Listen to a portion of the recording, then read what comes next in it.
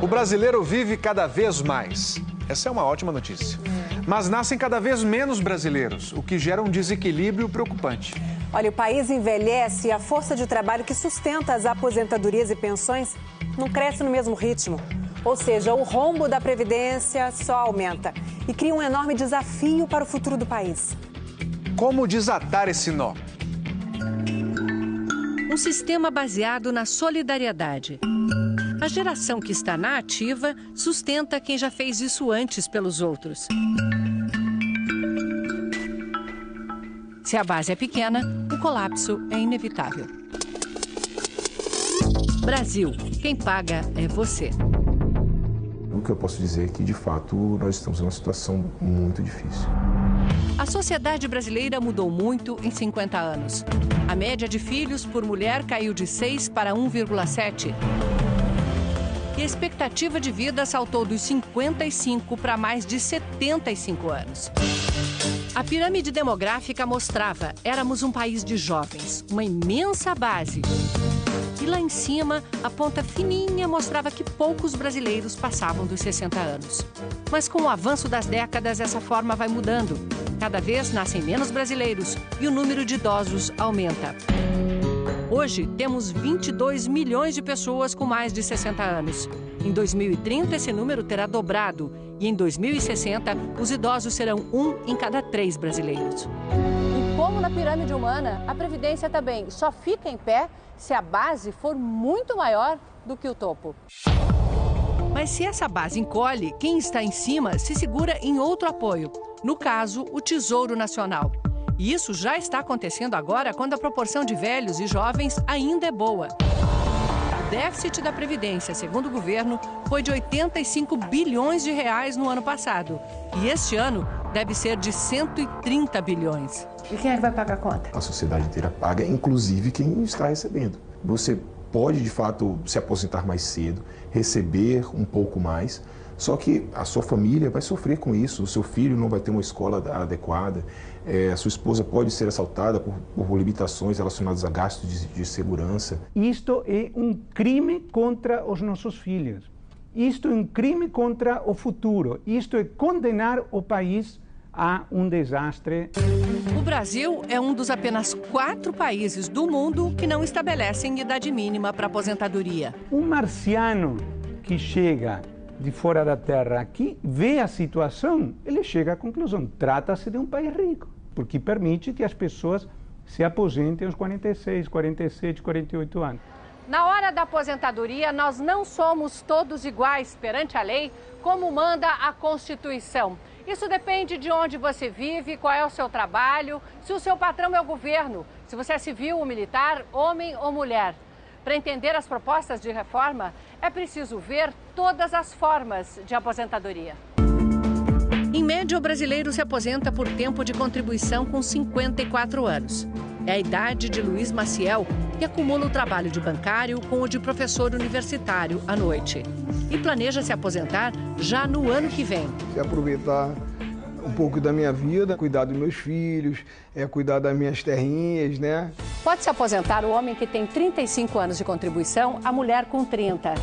O valor é integral se a soma da idade com a contribuição der 95 anos para os homens, 85 para as mulheres. Se não, entra o fator previdenciário, que vai diminuindo o valor a receber quanto mais jovem for o aposentado. Estabelecer uma idade mínima para aposentadoria é o principal ponto da reforma, segundo o ministro Eliseu Padilha, que é o único do governo que fala sobre reforma da Previdência. Com que idade mínima o governo trabalha? A regra no mundo hoje, o geral, é 65 anos. Países que têm expectativa de vida maior já estão trabalhando dos 65 no rumo dos 70. Para quem já está no mercado, o governo pensa em regras de transição. Então, digamos que alguém que falta 2 anos trabalha mais 6 meses ou mais um ano. Nós vamos fazer uma regra de transição que ela é inversamente proporcional. Quem mais trabalhou, menos vai suportar desta variação para chegar aos 65. Quem contribui há menos tempo trabalharia alguns anos a mais. E o Luiz, pelo menos alguns meses. Eu não gostaria que nem transição tivesse. E hoje eu não tenho mais expectativa de direito, eu tenho direito adquirido. Quem chega aos 65 anos vive mais do que o brasileiro médio. 17 anos se for homem, 20 se for mulher. É a pessoa que já sobreviveu a todas as probabilidades de morte até então e que ainda está viva. Além de viver mais, as mulheres se aposentam 5 anos antes que os homens. Nós vamos caminhar também no rumo da igualdade, até porque a mulher vive mais que o homem no Brasil. As centrais sindicais não aceitam mudanças. Dizem que o déficit da Previdência é provocado por sonegação de 26,7 bilhões de reais ao ano e renúncia fiscal, que deixa de cobrar outros 55 bi. A soma das duas ainda não cobre o rombo. A Previdência é uma questão social, é uma questão política, mas ela também é uma questão matemática. A matemática não pode ser agredida. Na minha opinião, eu acho que tem problema sim na Previdência. A nossa proposta, na realidade, é que se tenha uma CPMF exclusiva, tem que ser exclusiva para a Previdência. Os sindicalistas também dizem que as mudanças prejudicam os mais pobres. No Brasil, a maioria dos trabalhadores, filhos dos trabalhadores, começa a trabalhar com 14, 15 anos de idade. E a maioria dos, por exemplo, que são filhos da sociedade mais abastada, começa a trabalhar depois da universidade. É justo igualar a idade mínima de aposentadoria para os dois casos? Para os especialistas, esse tratamento já é desigual. Tipicamente, estas pessoas, é verdade, sem dúvida nenhuma, que começam a trabalhar cedo, mas muitas destas pessoas não têm condição de comprovar carteira de trabalho por um período de 30 anos. E assim não se aposentam por tempo de contribuição, mas por idade, com apenas um salário mínimo por mês. Olha, eu comecei quando eu tinha 9 anos na casa de família. Que idade a senhora tinha quando assinou a carteira a primeira vez? Tinha 28 anos. 28 anos. Mas só que eu não fui direto, pagando direto. Aí trabalhei, aí pagava, parava, pagava e parava. Aos 61 anos, com 52 de trabalho, ela não consegue comprovar 15 de contribuição. E por causa da crise, perdeu o emprego na firma de limpeza, onde finalmente tinha os direitos pagos. Eu vou aproveitar meu auxílio-desemprego para pagar essas parcelas aqui. E se o governo igualar a idade para homens e mulheres? Se eles for jogar mais para frente, eu vou ter que procurar um emprego para poder continuar pagando o meu NPS. A aposentadoria rural tirou da miséria 23 milhões de brasileiros. Criada na Constituição de 88, mudou a vida no interior do Brasil.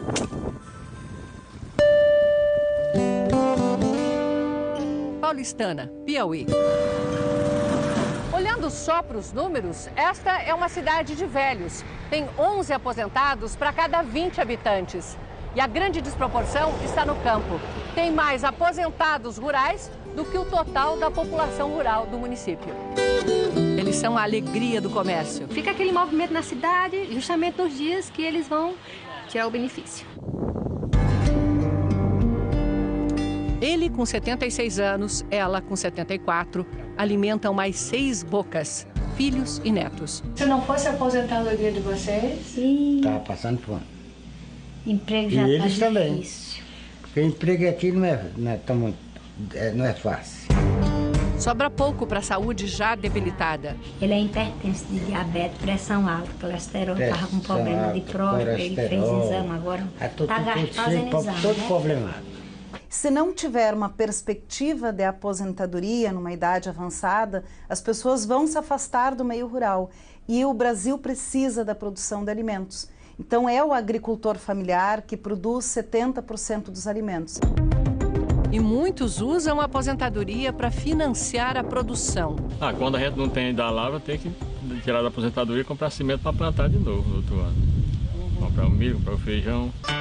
Com o que sobra, pagam o acesso à saúde. Primeiramente, Deus e abaixo de Deus, essa aposentadoria.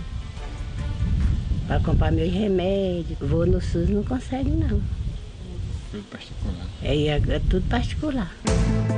O produtor rural paga a previdência na venda da produção, mas a arrecadação é menos de 10% do total pago em benefícios. Mas poderia dobrar se o grande agronegócio para exportação também pagasse previdência. O governo estuda aumentar também a idade mínima de aposentadoria rural. Jamais nós vamos permitir que a idade passe de 55 anos para a mulher e 60 anos para o homem. Quanto é que ganha um senador, um deputado e quanto tempo ele leva para aposentar. Boa pergunta. Para se aposentar, senadores e deputados federais precisam ter 60 anos de idade e 30 de contribuição para qualquer regime. Mas o cálculo deles é bem generoso. Pega o salário de mais de R$33 mil e divide por 35. A cada ano de mandato, uma parte dessas, R$ 965, é incorporada à aposentadoria. Ou seja, um ano de um parlamentar vale mais do que uma vida inteira trabalhando no campo. A aposentadoria dos funcionários públicos teve uma reforma que estabeleceu idade mínima de 65 anos, com regras iguais às do INSS. Mas eles têm também uma aposentadoria complementar. E para quem já estava no serviço público, não teve regra de transição. Os servidores que já estavam, né, no sistema, eles continuam recebendo de fato o integral. Eles contribuem com 11% do seu salário, mas recebem de fato o salário completo. A regra poderia ter sido outra.